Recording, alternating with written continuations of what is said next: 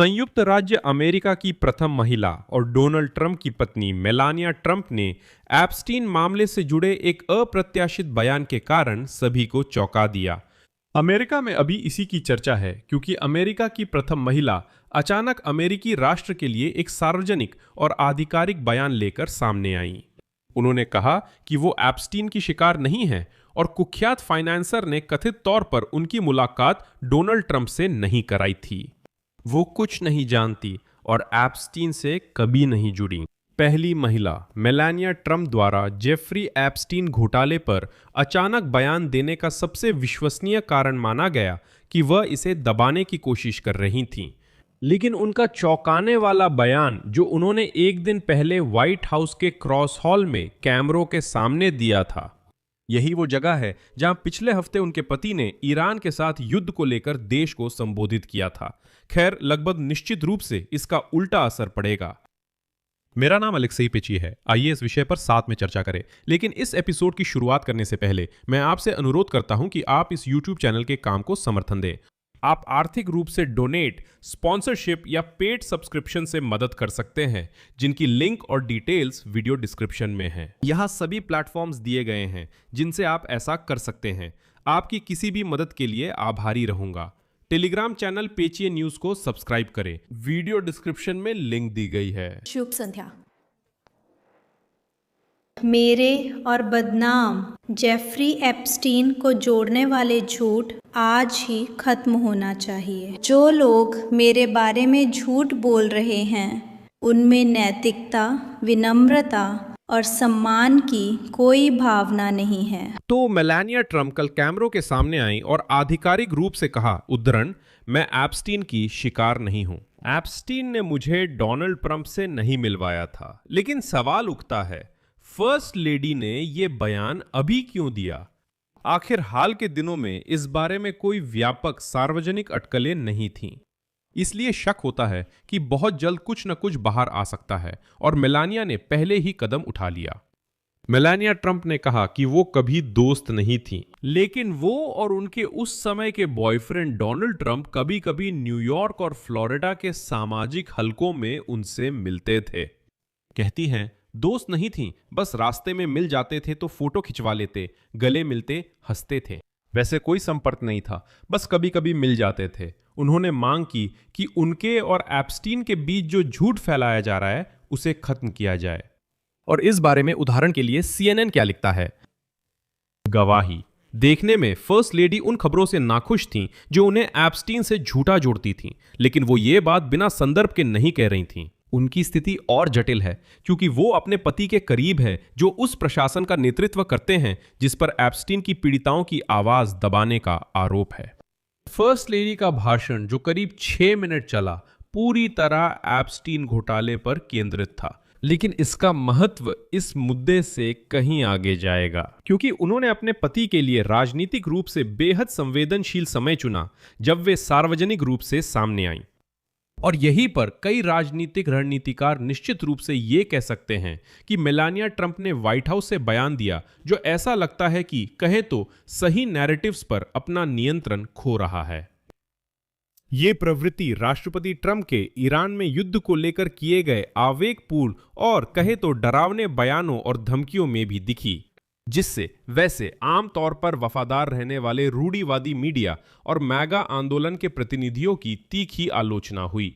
जब सब कुछ तुम्हारे नियंत्रण में है तो तुम दुश्मन को गालियां नहीं देते और ना ही चिल्लाते कि खोलो साले जल डमरू मध्य, मतलब साफ है कि कुछ तो गड़बड़ है।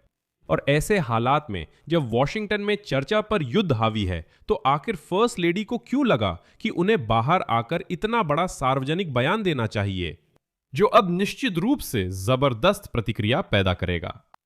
कुछ कारण जाहिर है व्यक्तिगत थे। मेलानिया ट्रंप ने, जैसा कि वो कहती हैं, एप्स्टीन के साथ संबंधों को लेकर बेबुनियाद और झूठे आरोपों की कड़ी आलोचना की है। उसने 2002 में गिज़लेन मैक्सवेल के साथ की गई दोस्ताना ईमेल बातचीत का जिक्र किया, जो अब जेफरी एप्स्टीन की साथी के रूप में जेल में है। और मेलानिया ट्रंप ने तब गिज़लेन मैक्सवेल को अपना पत्र इन शब्दों के साथ समाप्त किया था, उद्धरण, प्यार के साथ मेलानिया। और जब फर्स्ट लेडी व्हाइट हाउस में बोल रही थी तो उन्होंने कहा कि उनका जवाब सिर्फ एक अनौपचारिक पत्राचार थी। मतलब इसमें क्या बड़ी बात है? मैंने प्यार के साथ शब्दों में जवाब दे दिया उस महिला को जो, याद दिला दूं, लड़कियों की भर्ती करती थी, जो एप्स्टीन की शिकार बनती थी। उस महिला को वो कहती हैं प्यार सहित मेलानिया। ठीक है, मान लेते हैं कि ऐसा है। ये सिर्फ दो महिलाओं की मासूम बातचीत है, ऐसा हो जाता है। इसके अलावा असलियत में डोनाल्ड या मेलानिया ट्रंप की तरफ से किसी भी गैर कानूनी काम का कोई सबूत नहीं है। चलिए इसे आधिकारिक तौर पर दर्ज कर लेते हैं। उनके खिलाफ कोई आरोप नहीं है। हालांकि ट्रंप समेत कई अन्य प्रमुख हस्तियों पर दबाव डाला गया कि वे बताएं कि उन्हें एप्स्टीन के बारे में क्या पता था। मेलानिया ट्रंप ने अब तक इस पर सार्वजनिक बयान नहीं दिया है। एक सवाल जो अभी साफ नहीं है वो है उसके बयान में व्हाइट हाउस के राजनीतिक हस्तक्षेप की सीमा। मतलब समझना है क्या ये मेलानिया ट्रंप का दिल से निकला व्यक्तिगत संदेश था और ये आरोप उनसे तंग कर चुके थे?